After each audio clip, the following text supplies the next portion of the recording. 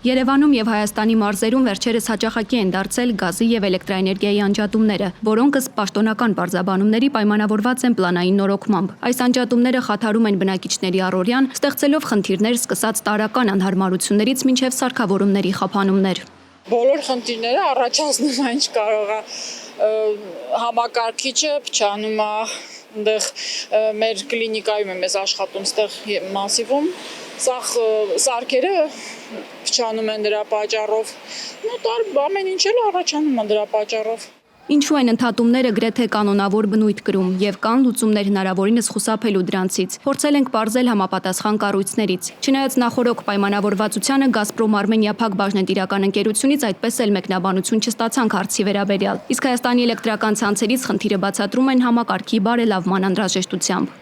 Պլանային նորոգման աշխատանքները կատարվում են այդ թվում նաև վթարային անջատումներից խուսափելու համար։ 2 օր առաջ մենք մեր բաժանորդներին տեղեկացնում ենք պլանային ընդհատումների մասին, ինչպես նաև 7 օրվա կտրվածքով 7 օր առաջ այդ տեղեկատվությունը հասանելի է նաև մեր պաշտոնական կայքում։ 16 թվականից սկսել ենք ներդրումային ծրագիր իրականացնել, մինչև օրս շատ մեծ կառուցապատում է իրականացվում Հայաստանում, հատկապես Երևանում, ու բնականաբար այդ ամեն ինչը նույնպես այս տարիների ընթացքում ներառված է եղել ընկերության ներդրումային ծրագրում։ Մենք Երևանի ծրագիրը անցած տարվա վերջից ենք մոտավորապես մեկնարկել ու ինքը կարծում եմ արդեն այս տարվա վերջ մենք տեսանելի արդյունք կունենանք Երևանի մասով։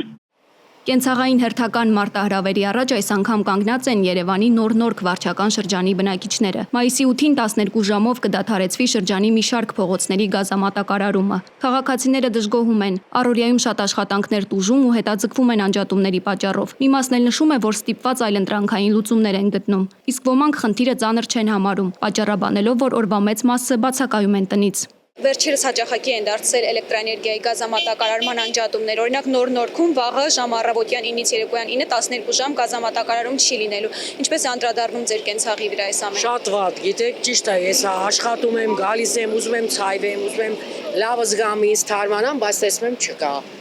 Այդ անհրաժեշտությունն է, որ չկա։ Մարդկանց արդեն խոճապի է մատնում, առանց այդ ստրես են ապրում ժողովուրդը։ Ես այն մարդկանցից եմ, որը ապրել է 90-ականների այն մութ ու ցուրտ տարիներին, այնպես որ հիմա այդ ընդհատումները ճիշտ է անժամանակ սովորեցինք, բայց իհարկե լավ չի, որ դա լինում է։ Եթե վթար է լինում, ոչինչ, հայտնում են։ Հիմա օրինակ ես չգիտեի, դուք ինձ ասեցիք, վաղը ինչ լավ է տեղեկացվա այդ մասին։ Ամեն դեպքում իհարկե ազդում է մարդկանց վրա։ Դժվարությունը նականի է, որ փոքր երեխա ունի, իր համար շատ դժվար կլինի, ամառահոսանք եւ այլ եւ այլ։ Մենք սովոր ենք Արցախում 9 ամիս բլոկադայի մեջ ապրել ենք։ Միզետի տա ոչ տուն ունենք, ոչ տեղ, ջահենամ անջատման անջատի։ Եթե մարդիկ գիտեն, որ պետք է անջատվեն, պատրաստվում են դրան։ Ընդհանրապես շատ դժվար է, օրինակ 12 ժամ ոնց կարելի է